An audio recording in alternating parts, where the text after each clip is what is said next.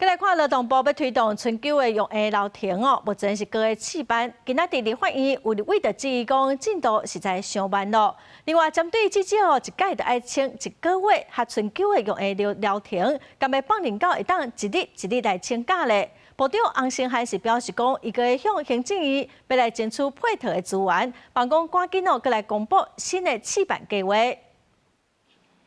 台湾的出生率是一年比一年较低。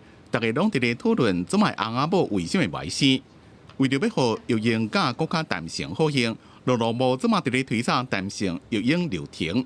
劳动部伫去年试办至少5天，也让以一天一天算弹性育婴假，总共有89间企业自愿参加。不过试办的情形无啥理想。劳动部长洪胜汉伫立法院专题报告讲，安怎营造友善职场育儿环境的规划。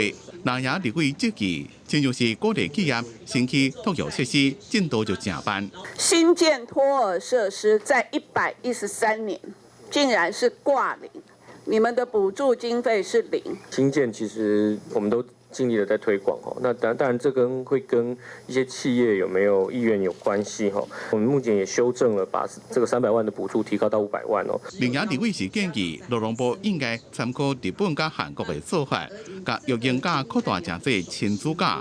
亲像日本就是甲适用的时间延长到小学，韩国是到8岁，更加弹性。是不是应该要去考量到更多元的方式？是不是可以育婴假延伸为亲子假？这个来做考量。育婴留停哈，它可以申请的日数在缩短的时候，越缩短的时候，其实男性的申请的比例就大幅的提高。希望把家庭照顾假从事假独立出来，另立一个假别，叫家庭照顾假。我们其实是目前家庭照顾假的部分也是朝希望能够可以让它更弹性的运用的方向在思考。对至少才请一个月弹性育婴留停，是毋是会当放领到以一天一天做单位来请假？洪胜汉讲，伫怎么正规划相关的配套措施，希望用行政措施或者是相关处罚来处理，莫修法。